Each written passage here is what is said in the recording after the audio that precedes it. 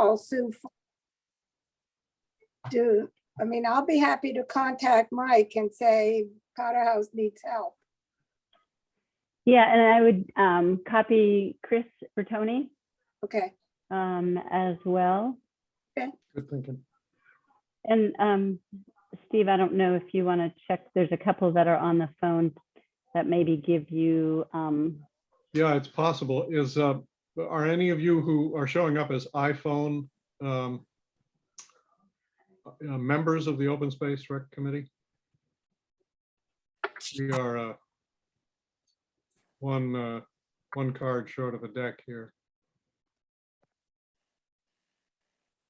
Is it possible for you to email some folks and just Yeah, I let just them sent know? them the agenda, which is kind of Okay. an indirect reminder. Okay, that's true. Okay, so maybe you just. And I sent them the link, so. Okay. And it says 6:30 in the link, so.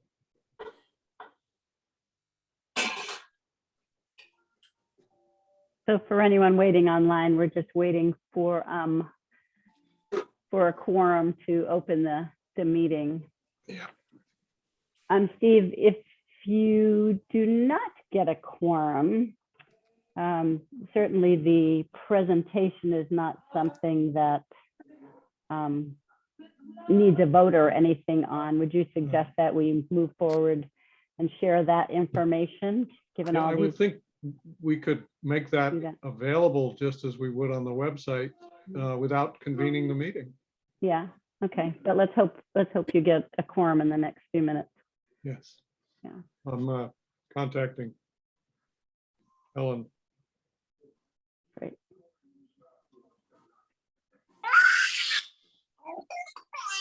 Sorry, that's Alexander. I will point out that this is a lot more time than you devoted to the 14 Highland conversation the other night once you weren't able to have conversations with. I'm Did sorry, anybody get that? I missed that, Justin. Can you repeat it? Well, the other night, the conversation on 14 Highland was still ongoing, and I was having a hard time getting in contact with the committee. And there was little to no time before the vote was taken for me to be able to call in and give my comments. So I would say that just based on my one experience with that this is not in line with that process. Was that with a board meeting? It was a Concom meeting and we did take a vote to close the hearing. Oh, I beg your pardon. And unfortunately, Justin's Zoom kind of malfunctioned. So we could see what you said in chat, but unfortunately, we can't take comments of substance in chat. And during that chat, I asked somebody to read aloud my comments, which nobody was willing to do or acknowledge. Yeah, I don't think that would work because I mean, I'd have to talk to Alan Wilson or the town council or something, but if we're told that you can't use chat for substantive comments, then you can't. Well, my point for the conversation here is simply that the process that you're using for extending this is not in line with what you did previously. So yeah, I don't see the inconsistency, but thank you for pointing it out. So we're not actually going to open a meeting here. It looks like we're just going to invite the people who've come to hear a presentation from Sue and to offer their reactions. But the Open Space and Rec Committee will not be convening because we lack a quorum. All right, Steve, if at any time you see that you have a quorum, just let us know and we can Okay. open Yeah, I'll put that the meeting. participants up in a screen here and look at them. Okay, that sounds great. So I'm going to share my screen and we'll start the presentation and get to the substantive part of the evening then. Excellent. Thanks, Sue. Let me, great. Oops, I'm already on the end, sorry. So can I assume that you can see that, Steve, yes? That's fine. Okay, great. So thanks for everyone that has been able to join tonight. I really appreciate you coming. I'm Sue Brown. I'm the town planner. And this is meant to be a discussion, kind of a beginning discussion, if you will, on preserving Manchester's Western Woods, or what we've come to call the Western Woods, which may be a name that stays or doesn't. But I just wanted to use tonight to give you a little bit of information about the area in general, a little bit of information about the history Marty, I have it. of our efforts to date. And then really to kind of hear from you all about any questions that you have, any ideas, any goals, and I've got a few prompts at the end to kind of to assist with that conversation. So First. if anyone could just mute their screens for a while, that would be great. If there are questions as I'm going through this, because this is meant to be a rather informal discussion, I'm happy to have you raise your hand if someone else can see them and let me know that hands are raised, and or just break in if we don't have too big of a crowd, and that's not a problem.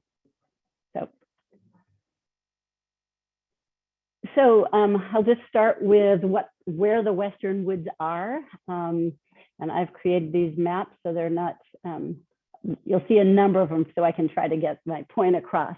But the Western Woods represents this gray area that also has some other parcels and colors shown in it. The ones with some color show that those are already protected. And the other ones are simply some lot lines that we don't need to be concerned with at this point. But basically, it's the area kind of west of Pine Street at the end of Crooked Lane, Walker Road, etc., and goes all the way to the Beverly border. It represents about 500 acres, virtually all undeveloped. We're finding that about 200 acres is town owned. MECT already owns about 100 acres there, so that leaves about roughly 200 acres that we're either not sure of ownership yet or that is privately owned. And we continue to do research on ownership in the area. It's mostly forested uplands, wetlands, rocky outcrops. It's real diversity of terrain in there. It has over 6 miles of trails, which include what we have known as either the carriage trails or the what we think was a fire protection road that goes throughout the area. It has very limited access entry points, and I will show you on the next slide where those are. And I would say that we do have potential for collaboration with Beverly and Wenham. I've talked to both planners in both of these communities, and they have the potential for saving lands that would abut these. So it has the potential to be beyond our borders. This is another map to give it a little context of the land in Manchester. Again, the green area is land that is already protected. The gray outline represents the Western Woods, and you can see about maybe a third of that is already protected. This is the area that we would be looking to protect, and if it all gets protected, it kind of is a green belt, if you will, that's very expansive, and it would be similar in size to the wilderness conservation area. So pretty substantial undertaking, pretty exciting. The red stars that you see are the entry points that are most available right now. And this is at the end of Crooked Lane here. And this is at Preston Place Road in Beverly. So those are the ones that maybe are the most accessible right now. So a little bit about when we started thinking about this. So in 2018, the master plan identified this area as a space where we want to protect lands critical to water supply, biodiversity, community character. So we undertook a study and worked with Cape Ann Trail Stewards, Nick Hallen, and learned a little bit about the topography, asked him to find out, to kind of tell us what the conservation values were, but also to look at constraints, development constraints. And as it turns out, there were high recreational values, but also very high development constraints. Basically, most of the land in here is not accessible. It doesn't have frontage on land or on streets, so it's not understood as developable. And plus it has the terrain, the wetlands, and for many other reasons, we thought it would be very difficult to develop. So for that reason, it made sense that this might be an area that we wanted to protect. Also, back in 2018 and even before, the town has been doing ownership research to see who owns this land, because previously a lot of it was unknown who owned it. And what we're finding out is that the town owns many of the parcels that were previously unknown. In 2019, we started, after we looked at the Western Woods study, we started meetings, a few meetings with multiple board members. We had a site walk, just getting to know the land and kind of understanding, or hoping to get an understanding of this would be an initiative that the town would support. That same year, we did transfer a couple parcels in the Western Woods to the Conservation Commission, and we continued the ownership research. In 2020, we purchased, the Conservation Commission purchased the 12-acre Christian Hill parcel. We're still working on finalizing that CR. We again transferred a couple more parcels to the Conservation Commission. We also received grant funding to undertake a forest stewardship plan. I'll talk a little bit more about that later, and we continued with ownership research. So, and now we come to this year, the forest stewardship plan is underway. We also have a trail stewardship program that we finalized with the Cape Ann Trail Stewards, whereby they're providing trail stewardship to the trails, and including in the Western Woods. We've tried to do more outreach to let people know what we're thinking of doing, and today's community forum is just part of that outreach. I included this map, which is part of the Western Woods study, because it shows the trail system. Generally, these dotted lines are kind of the major points in the major part of the trail system. There are other spurs off of these, but this kind of shows you some of the trail systems. It also shows some of the, these are vernal pools that are in there. And you can see, perhaps you can see the water bodies that are in there. So just to give a little more context. So the forest stewardship plan and bird habitat assessment that we received grant funding for is underway. We've hired a professional forester, and he's just doing a systematic survey and inventory that includes all of the items here. And sorry, I guess so for folks that are in on the phone and can't see this, it'll map tree species, size, quantity, health, historical and cultural features. He'll map rare and endangered species, invasive species, and he'll really document the terrain, ecological features, and look at habitat conditions throughout the area. Then he'll organize and analyze that data and come up with the recommendations for management of the area.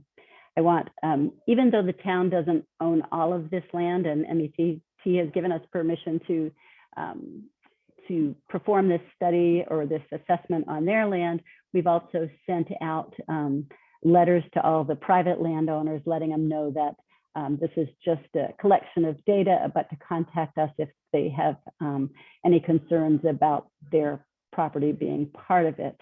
I haven't heard back from any folks that didn't want it to be They didn't want it to be included, and I did get a couple calls from people to say they received it. They're and thanking us for undertaking the study. So once we have a draft report, the town and Mass Audubon review it. Our consultant will make changes as needed, and then the final report goes to, of course, approval by the town and the Massachusetts Forest Stewardship Program. So that's really all the information that I have to share until you have questions for me. So some of the things I'd just like you to think about and maybe comment on is, how do you feel about preserving the Western Woods?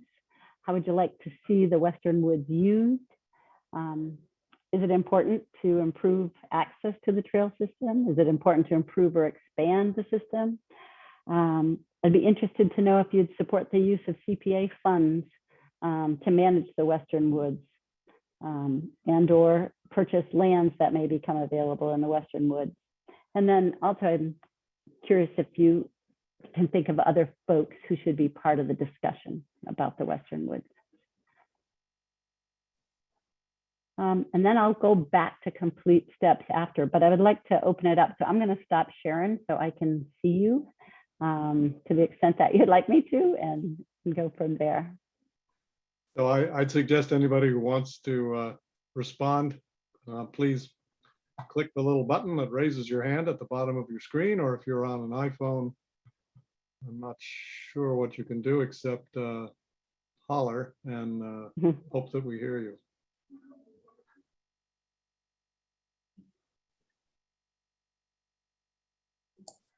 Hi, I'm on a phone. Yes, please go ahead. Okay. By the way, this is Sandy Rogers. How you doing? Thanks Hi, Sandy. for presenting. I guess in order to give feedback, I personally don't know the space that well. I haven't walked any of the trails out in that direction, and would really appreciate if there were a couple outings that could be arranged as part of this program so people can get familiar with the space before giving ideas of what they would want done with it. And I know it's wintertime, which is difficult, but I would just make that recommendation. Without knowing the topology, it's really difficult. Yeah. Thank you. I think that's an excellent point. Others may be able to answer too, but having walked a lot of those trails, there are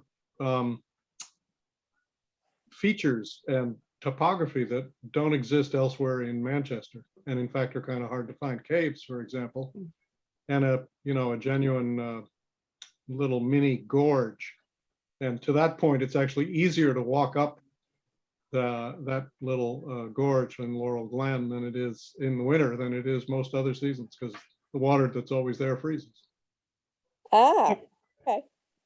Yeah, thanks, Sandy. You'll see that in our next steps, that is something that we would like to continue to do. We started that when we were first thinking about it, and I know we have folks who would be happy to lead some walks, because it is important to see the land. So thanks. Yeah, and as someone who hikes a lot, it would be good to see some, ongoing relationship, as you mentioned, with some other contiguous spaces in our neighboring towns to create a larger space, both for recreation and for preserving. So that's all I'm going to say now. Great, thanks. I don't know who had a hand up first. Mary? Hi, thanks, Mary Foley. I had a question, and it might sound vague, but it was discussed, I believe, at a Board of Selectmen meeting regarding this, and it raised my concern. It was the discussion about paving the logging road. I think if you're calling it the logging road. So I'm concerned that would be paved. I would hope it wouldn't, with it being keep it in the more natural state. So where does that stand?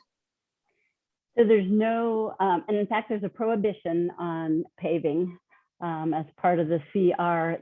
There was never intended to pave that. There is a the town does preserve the right to use the road and improve the road, but not pave the road, if it's needed for access to other lands.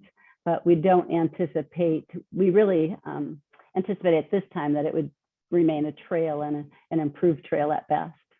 So there will be no, and I should state in the CR, it also is, you know, the CR holder, you need both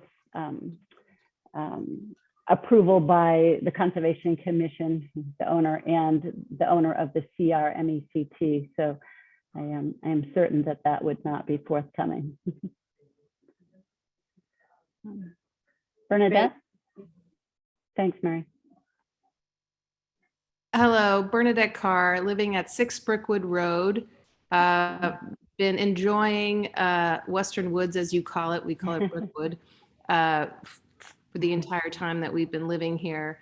And as you can imagine, I celebrate the town of Manchester wanting to preserve these lands. But as you can imagine, I'm also sensitive to making sure that access to enjoying these lands, it's done appropriately, and that my privacy and then the land that that we own and neighbors own is respected. And sometimes boundaries can be a little not clear to understand. And we do have challenges with folks with ATVs and unfortunately some hunting. And we've had some surprises here and there with things. And so making it more accessible to the public, I think, is a beautiful thing, but then it also gives me concern. And I also want to understand the map that you've created, that you delineate Western Woods. I don't know if that's just a name or something legal, because there is some private land that's included in that boundary.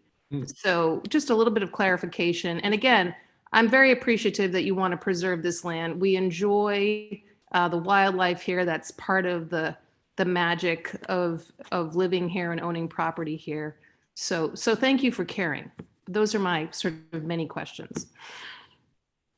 Thanks, Bernadette. Thank you for those cautions. That's important. And the naming is very generic, and I know there are several names of properties in there, and this one, as I mentioned earlier, may change. But thank you for the caution on the privacy and the what you need to do when you're opening up new lands to more people. So I take your comments very seriously, and it'll be something that we hope you'll stay engaged with over the initiative. So thanks. Laura? So Steve, if you want to add anything. Oh, go right ahead. Okay, thanks. It's Laura? great to hear. You're on mute still, Laura.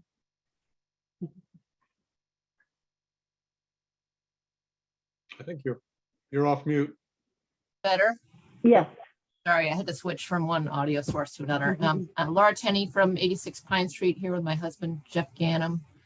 We walk those woods and really love them. There's some just incredible topographic features and views. I mean, the Laurel Canyon that you talked about, Steve, is just remarkable. I mean, it feels like you're in another part of the world with this sort of steep ravine. You can see, you can get glimpses of ocean depending on the season. So I think the potential to preserve these lands and make them a publicly accessible resource is really important on a number of fronts. One is, recreational access, but I think what Bernadette said kind of raised a flag for me too. I've been in there and have had motorized vehicles, like in the form of dirt bikes and stuff, go by. And so, maybe this should be limited to non-motorized vehicles and a more passive use. I think there's probably a large community of mountain bikers who would be very interested. I'm more of a hiker, so we're not using it that way, but we've noticed following the trails that they definitely behave like mountain bike trails, not like hiking trails so much in places. And so expansion and clarity about, different types of trails for different users would be great. And then I think, I'm not sure MECT is represented here tonight, but they obviously have a big part to play as a stakeholder. And I think beyond the recreational uses, the potential for biodiversity, for climate resiliency, for, it protecting wetlands, watersheds, and perhaps opening a discussion with Greenbelt and thinking about it on a little bit more regional level about these larger tracts of protected open space, both for habitat and for human users. I think it's a great initiative, and I'm hopeful that we're going to preserve this land. Those are great points, Laura. Thank you. Thanks, Yeah, Steve. thanks, Laura. And I know I've seen a number of people from MECT, and thank them for joining, and let them invite them to respond as well. So yeah, those are great Can points. I add just two things in response to Laura's excellent points? One is just a little more information about the forestry study for those of you who may be interested, and there may be some people on the call who know more about it than I do, but one of the purposes, in fact, one of the primary purposes, is to identify opportunities, if they exist in the Western Woods, for some selective clearing of the canopy trees, where they may be unhealthy, or there may be kind of a monoculture of only one kind of tree, in order to produce an area where there's some low growth, some native shrubs and scrub and ferns and other things, as an opportunity for migratory birds. There's one thing that has apparently happened, according to Audubon, in Eastern Mass, is we have a lot of forest, but it's become canopy forest, which is inhospitable to birds migrating over, and they therefore have more difficulty. And we get less diversity. So it would be, if that opportunity exists, if the forester tells us it exists and where it exists, that's a potential next step. The second point is simply about this marvelous idea several people have referred to, of kind of a belt of conserved and passive recreation land, which might stretch from even Beverly through our lands, north of 128, through the properties in Essex that lead up to the Haskell Reservoir, connecting again south of 128 to Mount Anne and all the stuff beyond Long Hill in Manchester, and finally, if it's possible, up to the Thompson Track and kind of up to the river, up to the Annisquam. It wouldn't necessarily be uninterrupted in the sense that there's streets in 128, but the concept of the ability to walk for, say, 15 or 20 miles without retracing and be in conserved area is really exciting. Yeah, that's a great point, Stephen. I will say that in talking with some mountain bikers, that they do use these roads to access lands in Beverly, reaching all the way over to, is it the Beverly Commons? Yep, they go right through the Audubon area there. Yeah, and using Audubon lands and others. So yeah, we definitely would be looking for partnerships to see how we can connect to the other open and recreational spaces. So thanks. James, thanks for your patience. Oh, hi, Jim Hammond, 10 Brookwood Road.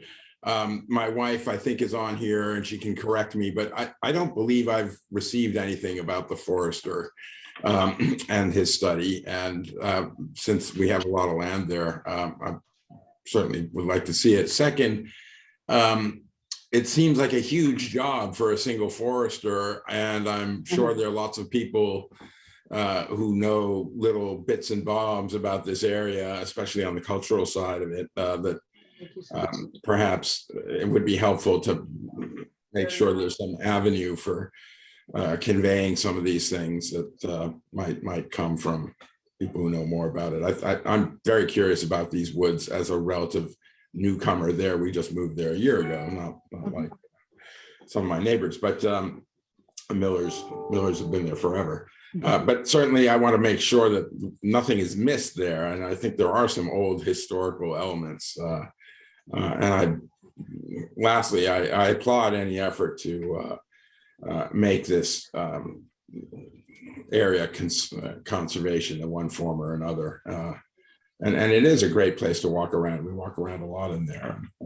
And hopefully we can make a way that it's not intrusive, as the Millers have indicated. Respectful. Anyway, thank you. That's it. Thanks, James. I'm delighted that some neighbors are chiming in. And James, do you own land interior to this parcel? That's who the letters went out to. And I apologize if you do. Again, Leslie may be more tuned in than I am, but Okay. yeah, we're on Brookwood Road there, so we're Yes, of that of Brookwood Road. So got it. we're- Yeah, so just to be clear, I sent the notice to the landowners, interior landowners, not to all the neighbors. But it's a great idea and a suggestion for doing that perhaps next, because yeah, so thank you for that. Okay, I understand now. Did you want to say anything about the foresters, the scope of the foresters' work? Oh, sure. So I will say that it is a very, they go in and I actually had invited him to be here tonight, and I don't think that he is able to make it, unless Matt, you are on here. And not Matt Plum, but it's yeah. So and the intention is to invite him to answer questions in an upcoming forum. I think that's a great idea. He's very engaged. His first visit in through there, he was really pleased with the thought it was quite stunning land, and was happy to be working in there. But it is a really a systematic survey of the woods that's done on a grid, and he would be able to answer a lot more questions. I do have a copy of a plan from another area, so you could see the type of information that's put in it, and I'm happy to post that on our website on the town's website, so people can view it. I'm hopeful that it won't take too long for him to complete the on the ground work, and then take the time in making the recommendations and analyzing it with the town's goals in mind to make the recommendations. Yeah, that's right, Sue. And in terms of the scale of the work, Jim, this is relatively a small project for him. Same fellow, Matt Roberts, has completed a project for MECT and other landowners of the 15 or 1600 acre wilderness conservation area in the last year. So this one is lunch size, not dinner size for him. And the MECT folks, Patrice or Mike or Matt, could speak to the value and the output he delivered.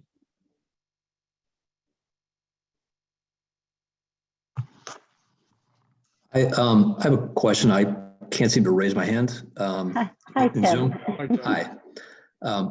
Ted Miller, 6 Brookwood Road, neighbor to Jim Hammonds and husband Bernadette Carr. Question about a lot of the lots and the surveying that was executed. Have all of those ownership mysteries been solved? Or are there any sort of outstanding challenges? And if so, how are you going to deal with those? Yeah, thanks for your question, Ted.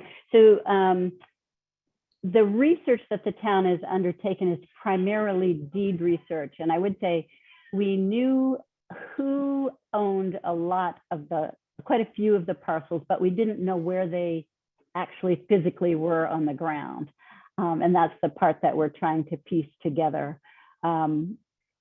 The town has now started to do some surveys, because in the end you need a survey to guarantee where it is. But the deed provides a lot of information on that. So I think there are still some parcels that we're not sure exactly where they lay on the ground. So that work continues. And perhaps the next time we meet, I could have the assessor or the woman doing the research come in and answer some of those questions. Yeah. So there still are some questions, but we've made a lot of progress. And the physical, we're very slowly doing the actual surveying work, which is much more expensive, but undertaking it on some key parcels so we can locate other parcels. Okay. And I'm just curious, is there any concern if there's this decision around, turning some of this land into, whatever it ends up being. It's my understanding that there's still some parcels that we don't quite know who the owners are. And is that something that we need to be concerned about? Yeah, I would say we can't do anything with land that we don't own. So the first thing is to find out who owns it. The second thing is to maybe find out if we can acquire an interest either for trails, or if folks are willing to gift or sell land. And yeah, we have to be careful about the parts that we don't own. And I don't know how many really we don't know, at least heirs or something that are there. So I think it would be a good idea to have the people with the most knowledge come in and answer some of those questions. And I'm happy to, if anybody wants to send me an email or something, I would be happy to try to get an answer on any specific questions if you have specific questions about specific parcels. Thank you. Yeah, sorry, I can't be more definitive on that. Mike? Hi, thanks. I just had a quick question. I'm obviously not going to get, I'm sure, a precise answer to this question, but I'm just looking for kind of a 30,000 foot view. But is there any kind of number that we have for an assumption for, the purchase price to, buy some of these private lots? I know we've had some recent purchases, but, I'm not so sure if, you can just use those as a proxy, but, I'm just, there's got to be some kind of high level number, I assume. Yeah, so that's a great question, Mike. Thanks. So what I will say is the town can only purchase land at its assessed value. And most of the parcels in here, because they don't have frontage, have a fairly low assessed value. So the assessed value for example, the 12 acres parcel that was purchased a couple of years ago was 60,000. A lot of the parcels in here range from 5,000, 10,000 and up. So if they're fairly small, but you can kind of see it's not large. It's not a large amount. I haven't gone through, but that would be maybe a good exercise to go through just to see if everyone said, yes, I will sell, what that might mean to us. But so now you've made me curious. So thank you for the question. Well, and just to follow up, so is that a state law that we can only purchase for the assessed value? So if some private landowner wants to sell it, but they want to sell it for more than the assessed, then it's just, there's no deal. It's that simple. Yeah. So sorry, I said assessed value, but I meant market value. But without frontage, market value and assessed value are pretty close, we found. So if you can, sure, but okay, but those are obviously two very different things. Yes, that is a municipal law that the town cannot purchase something beyond the market value. So how would I agree with you? Obviously, if they're landlocked and not developable, obviously they're not going to have a lot of market value. But right. Who determines the market? Like some third party? Yes. Yeah. They would be assessed. Yeah, and we went through that process with the Christian Hill parcel. We had to have an assessment done, and we could only pay that price. We as in the town. Yeah. Okay. Thanks. Thank you for your question. I see Mike Dyer. Thanks, Sue. Mike Dyer, ex-president of MECT, still involved. I've actually been waiting for somebody else from MECT to raise a hand, but being none. So just real quickly, we've been involved in this part of Manchester for a long, long time. For people who don't know, notably through the good offices of George Smith, who donated quite a bit of land off Crooked Lane. And we've been busy in those woods with doing GIS work and survey work, identifying owners, working with the town. We, a few years ago, did a kind of a prioritization exercise, and this was one of the areas we identified in the towns, the two towns of Manchester and Essex, as high priority because of biomap designation, because of watershed protection. So it's really heartening to see that the thrust of the town's presentation is about conservation and that people's response is, it sounds like, unanimously in favor of preservation. That's certainly what we hope will happen. I did want to ask about the town's efforts to put some of its own lands into conservation status. We noted that over the last couple of years that there's been some work turning land over to the Concom. Is any more of that in process? And can you just describe how that process works? Thank you. Yeah, thanks, Mike. Thanks for your questions and your sharing the information about the work ECT is doing over there. So we have been putting some of those lands in conservation, and it may be that we will continue to do that. There's a couple of ways, as you know, of putting lands, protecting lands. One of them is to put them under conservation. Another way is to declare that they are conservation lands. And it's kind of our hope that we could, in one fell swoop, once we have all these lands and have them well understood, that we could declare this is a conservation area. And so it would have some protection that way. The conservation in the past, what has happened is the Conservation Commission has identified town-owned lands and said, we would love to have these under conservation so they are permanently protected. And we've done that incrementally. One reason why we're not in a position to do it under all the lands that we think we own yet is because some of them still have a process that we need to go through in order to clear title. So some of them may have come to us for a tax taking, but we may have not have gone through all the steps, et cetera, which is why things are a little cloudy over there. So there may be a number of parcels that we may need to take more legal steps with before we can do any transferring. So I think it's open and it's up to the town whether they want to transfer them, how they want to transfer them, or if they want to transfer them, or if they want to get a protection in some broader fashion rather than the individual lands changing ownership per se or management per se. Is that administrative, Sue, or is there a town meeting vote required? How does that go? Yeah, so that's a good question. Yes, there's always a town meeting vote required for a transfer of land, even from one department to another.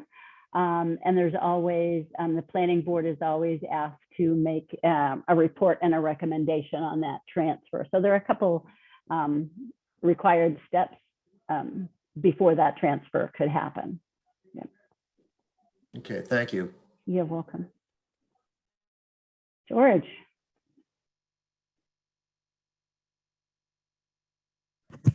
Yes, good evening, Sue and everyone there.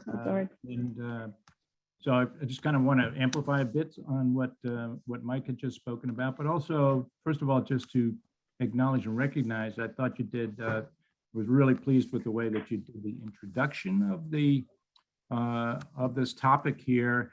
And particularly your third slide showed a map there, and you spoke about the extent of it running from Beverly over to Gloucester. I was pleased to hear your comment about Beverly actually having some potential and some inclination to extend that. And Steve sort of elaborated on that and stressed the point about how it extends also up into Essex and through the Wilderness Conservation Area and all.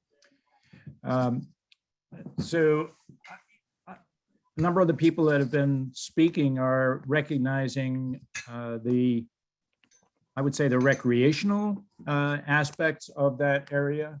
And I guess I just want to reinforce also about the importance of that area to Manchester's watershed.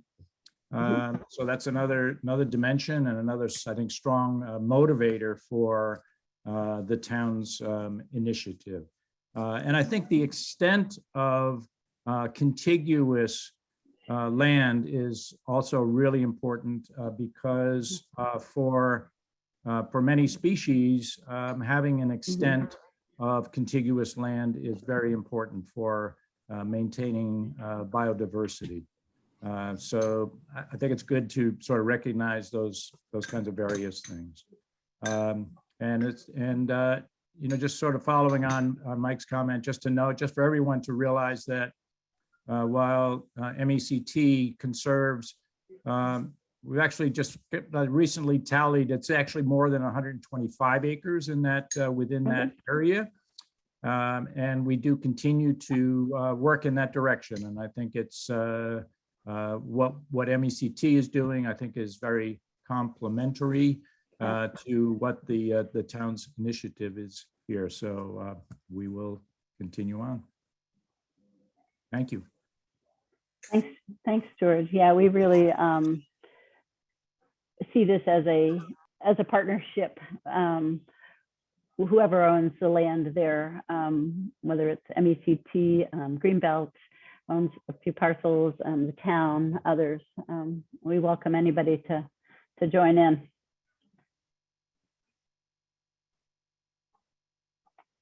Any others? Anybody want to share any ideas about use? I do want to go back, and both Laura and Bernadette mentioned that they had experiences with motorized vehicles in there. I know that they're prohibited on preserved lands in at least the conservation lands. I know there's signs from the Preston Place that says that they are lands that have CR.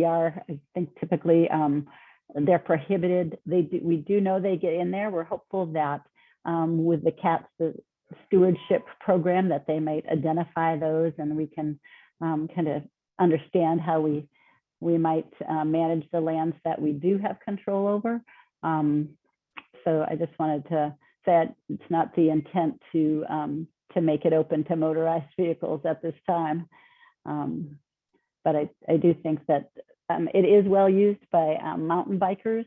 And I think they're a responsible and enthusiastic group to help with the trail system. So I look forward to a conversation among the various types of users. And as Laura said, making it clear where people on different modes should be traveling, where they're welcome, maybe where they're not, because they're sensitive resources as well. So it's all part of the management of these lands.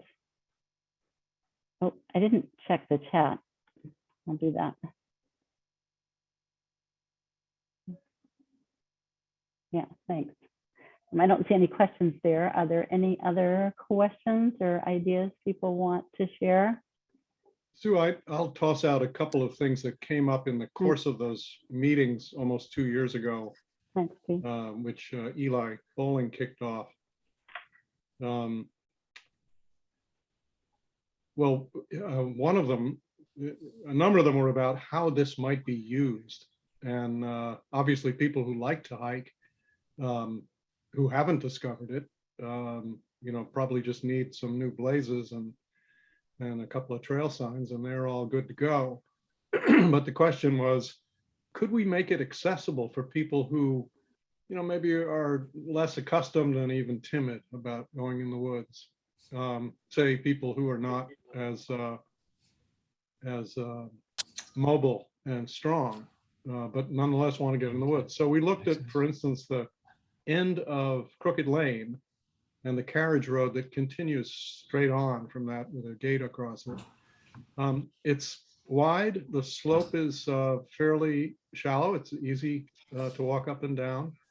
And it certainly wouldn't need to be paved, but it could be improved a little bit for footing, so that people who walk slowly, or even people who are walking with a walker, would be able to get into the woods a little ways and come back. Why would you with a walker want to go?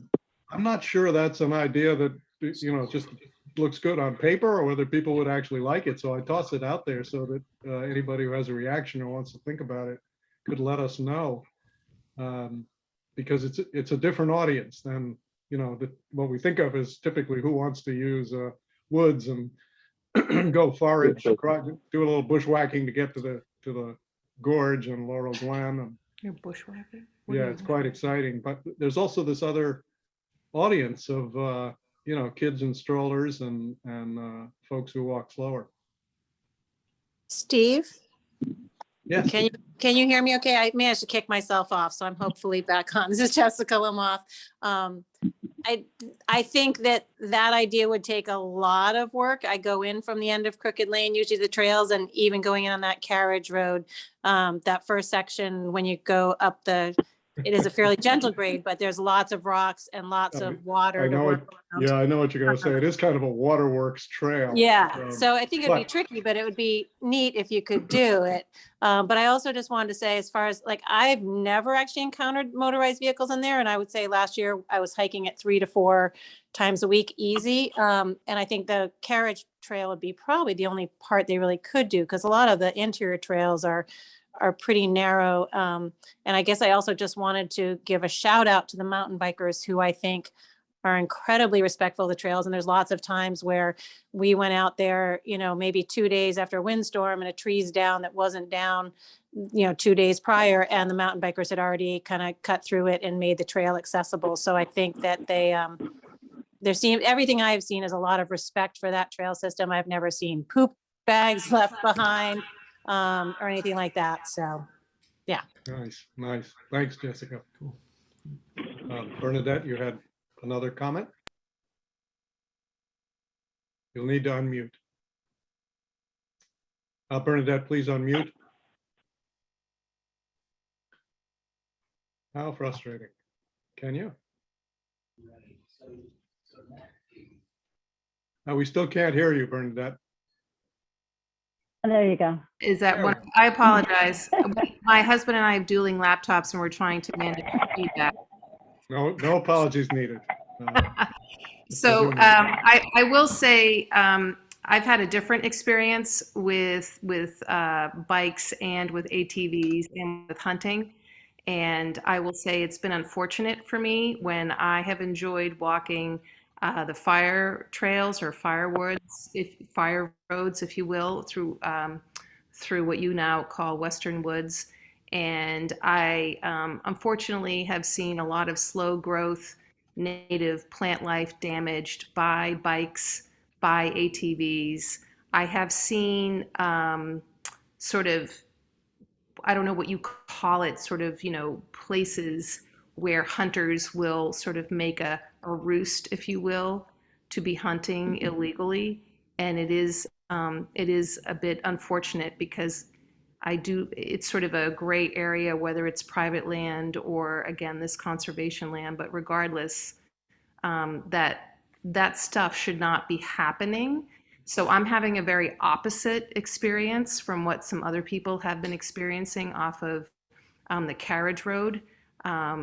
I've actually, on a couple of moments, had my phone with me and been ready to call police, because we've had such menacing ATV folks and motorcycle folks on these roads. So it is something to be aware of. And as somebody who appreciates all of the spectacular bird life, animal life, and plant life in this very special place, it is upsetting to see it damaged. And I'll just leave it at that and make sure people are aware of that from where I live and where I see things. Thank you. Bernadette, thanks. I think you bring up a really interesting point, and I wonder if we might want to try to kind of map where those different experiences occur, because it may have a lot to deal with how they're accessing it and how to control access.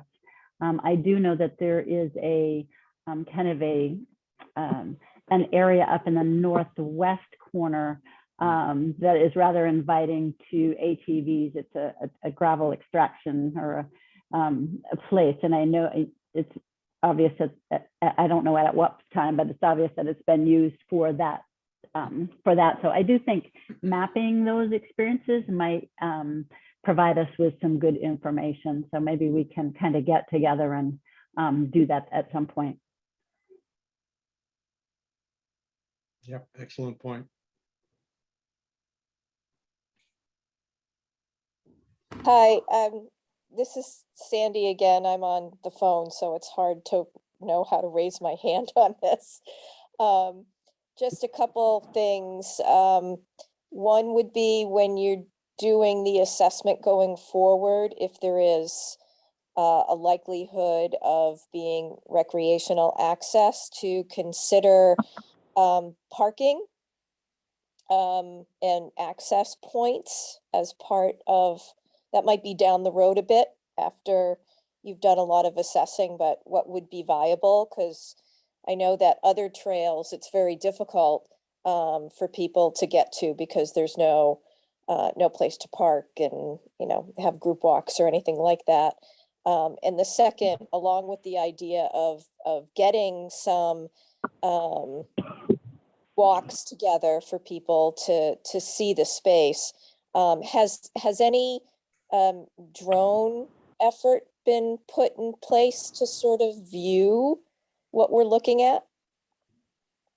That's a great suggestion, Sandy, and might be something that maybe we could ask for funding for to do that. That's a great idea. This is a good time of year maybe to do it because it's more visible through the bare trees than others. So thanks for that suggestion. Okay, great. Thanks. Let's see, one more hand. Maybe we should. Justin? Yep.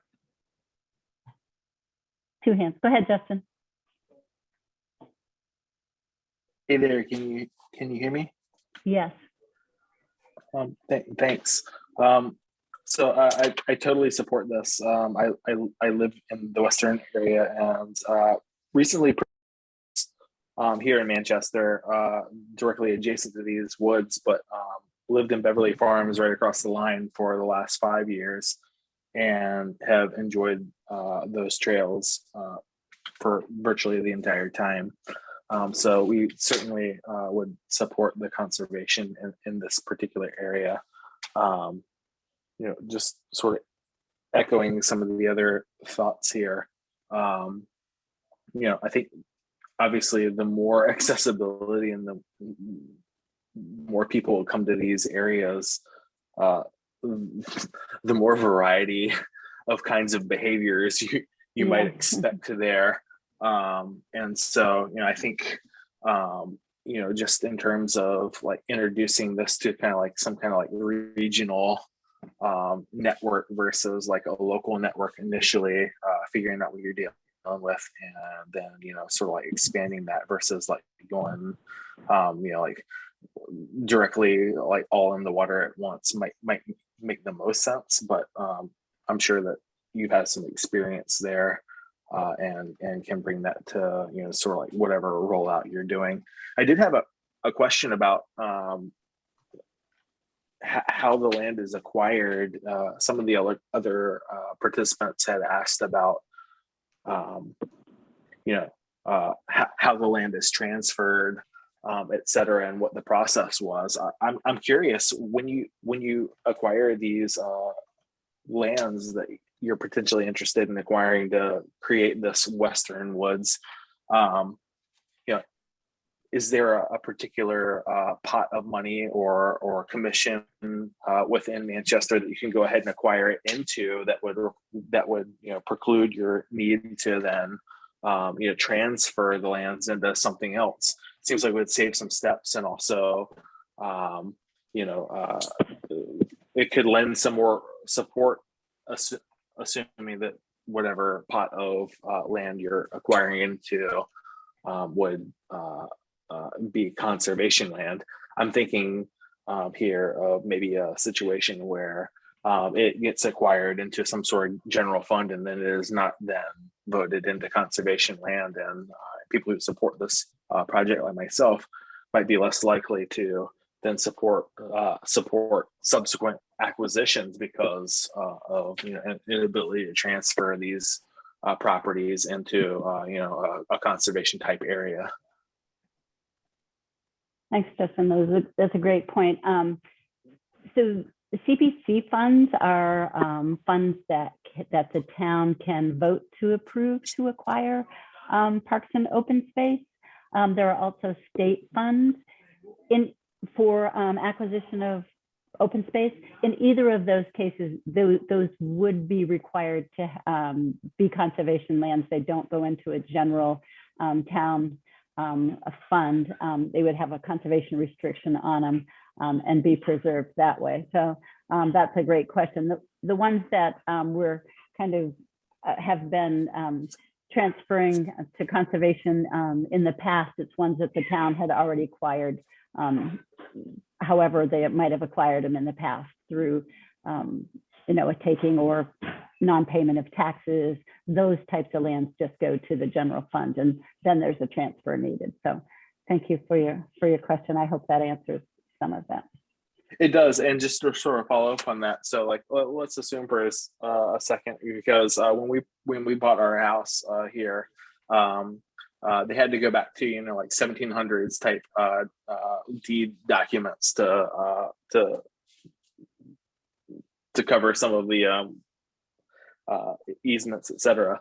And so I'm thinking there might be the potential for the town to not find or be able to locate any owner in those situations if it were to then be sort of absorbed by go into the conservation funds, or do under sort of like the guise of the conservation funds, or would that then go to the town and then have to be voted on?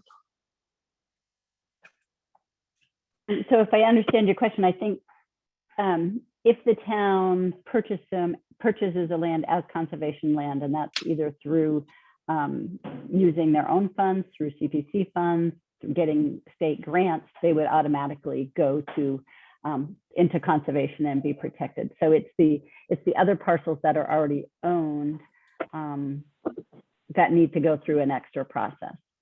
However, as I said, simply declaring that these are conservation land and using them as conservation land does offer some protections. The land court has said when you use them as such, then you can't pull them out, that they do become protected by that very use and management as conservation and recreation land. So. That makes total sense. I guess my question was, let's assume for a second a situation where it's a private land.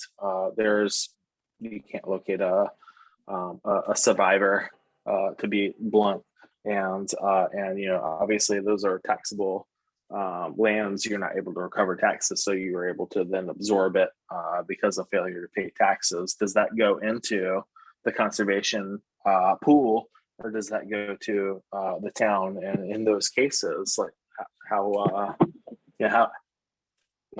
confident can we be that they'll actually be transferred in this Western Woods pot?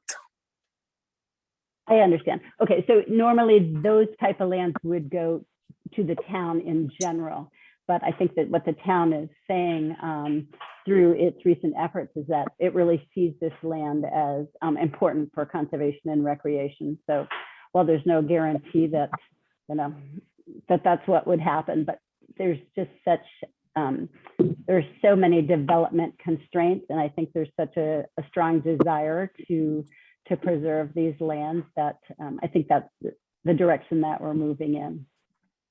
Yeah, thank you, Justin. Thank you for those comments. Steve, not to command the conversation, but I did have two more questions. I was just going to say we're a little bit past the 1 hour mark, and I'd like to give Laura a chance to get a word in here before we adjourn. Well, with all due respect, I found myself in this situation several weeks ago, and it didn't turn out to my advantage. So, with your permission, I'd like to finish my line of questioning. Please keep it brief. I would say that based on your comments about creating balds based on the recommendation of the of a forester, that represents from my perspective an incredible amount of hubris to try to control an area that has a canopy and then create a new ecological system based on nothing but somebody's imagination. So I would caution people against trying to create ecological spaces that don't exist. I understand. Good point. Thank you. Laura, are you still interested? Yes, in I'm still speaking? here. Thank you. Can you hear me? Yes, loud and clear. Okay, thanks. Just a couple of clarifying. I'll pick up on where Justin left off. I think the forestry management plan is very interesting and important, and the question of what we're managing for. It's not, there is no remaining wilderness in a place like Manchester that is untouched by human impact. And so managing the forest and deciding what we're managing it for is, I think, really important to preserving it for ecological systems, for ecological system health, for biodiversity, and for recreational use, where it's appropriate and where we can protect watershed and habitat and so forth. The fact that we've got such a large contiguous area and multiple towns that are interested in coming together to conserve is really extraordinary to have on land that has so much interior, not as much edge as some of these smaller parcels. So I think biodiversity and habitat needs to be a huge part of the conversation. And then just a couple of clarifying things on the different types of access. I think accessibility for different ages and stages of life is really great as a goal. There are a lot of steep slopes in here, but there are certainly places where on more level places you might make an accessible path that gets you to a view and then you turn around. That's probably going to have to be associated with parking. So the person who said parking is part of the study, I agree with that.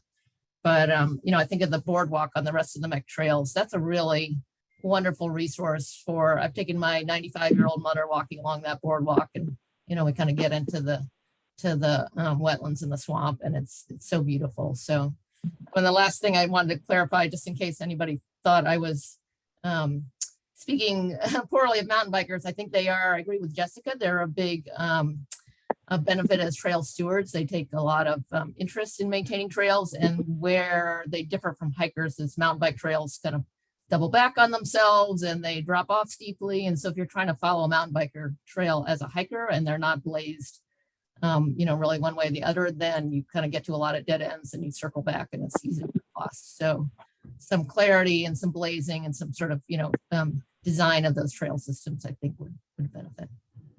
Thank you. Excellent point. Thanks, Well, Laura. Sue, can we declare victory, and you want to take some last words here?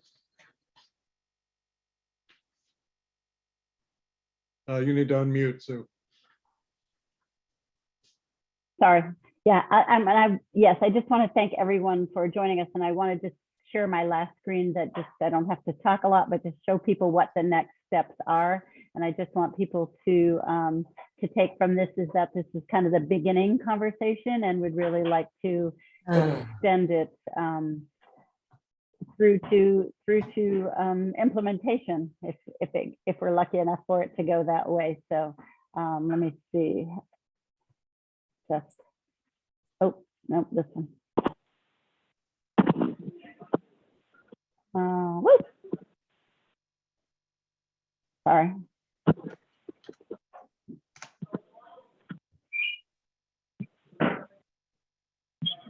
So those are, if you can see that, those are the ideas of next steps.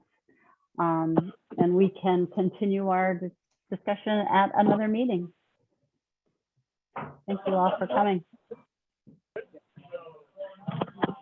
Yes, I'll second that. Thanks, everybody, for coming. It's the biggest turnout we've ever had in recorded history for the Open Space and Rec Committee. And unfortunately, we couldn't convene ourselves for lack of a quorum. But I think it was a useful hour. I encourage you to keep speaking up on the Western Woods. Thank you. Those are for the Open Space Committee. Can you stay on so we can set up our next meeting?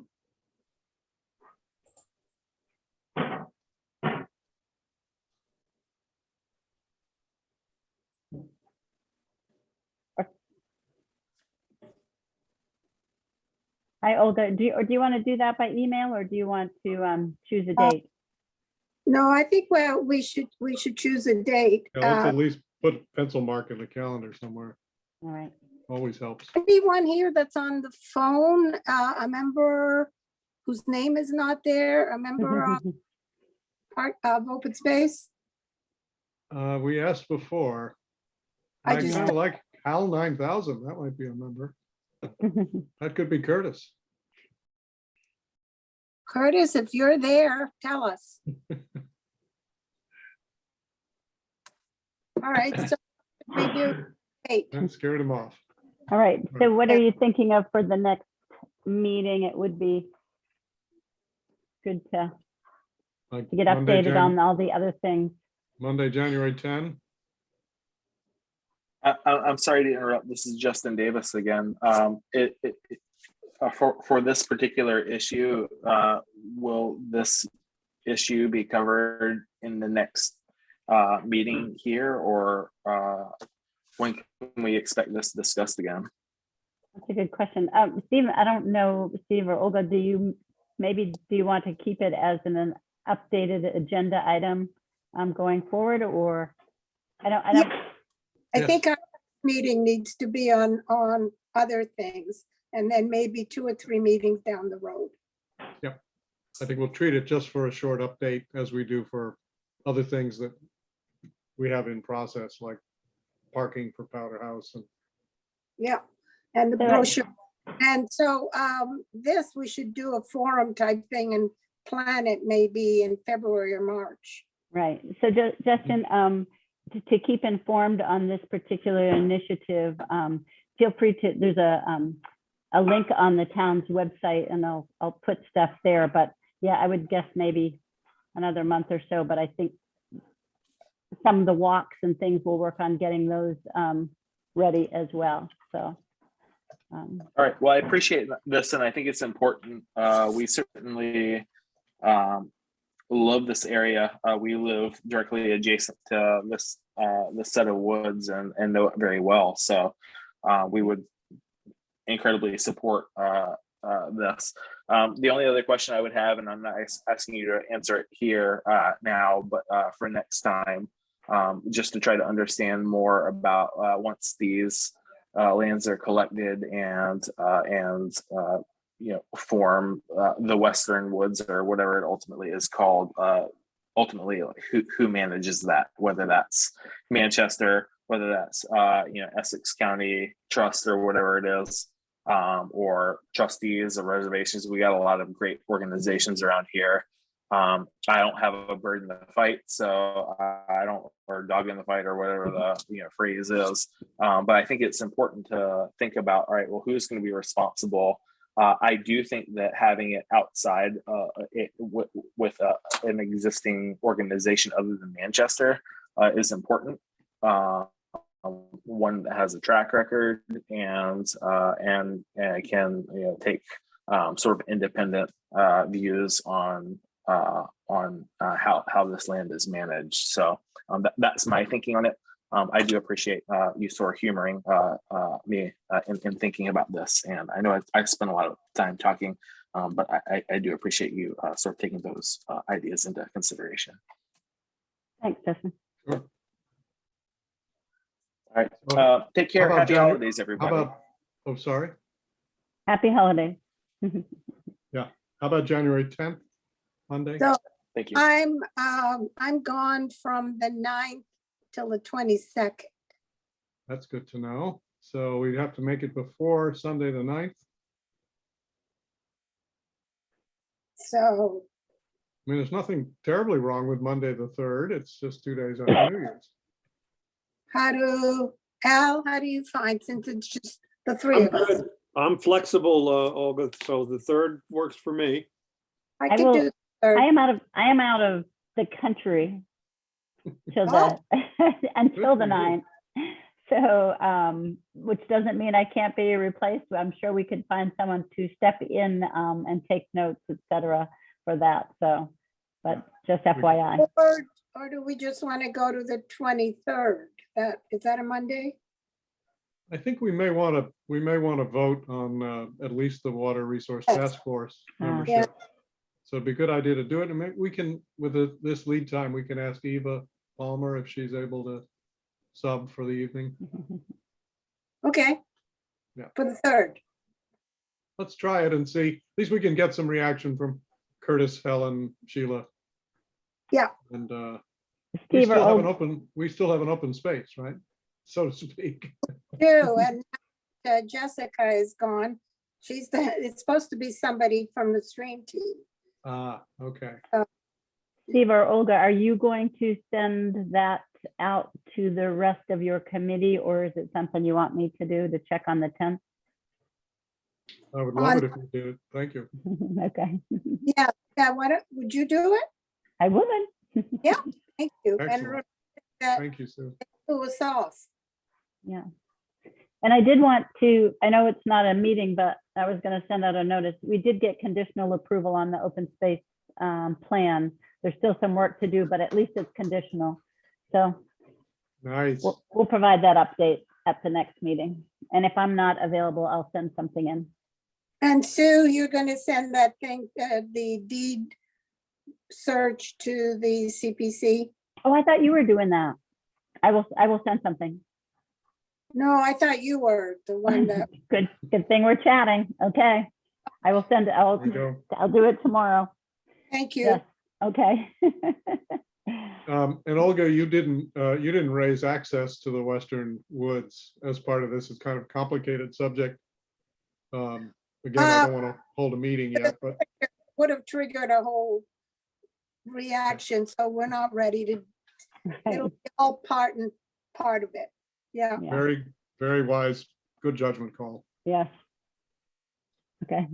So Al, Sue, Olga, Yeah, no, see you around town. Have a wonderful holiday and enjoy wherever you're going, Sue. I hope it's warm. Thank you. Yeah. Thank you. That was patient. Thank you. All right. Bye.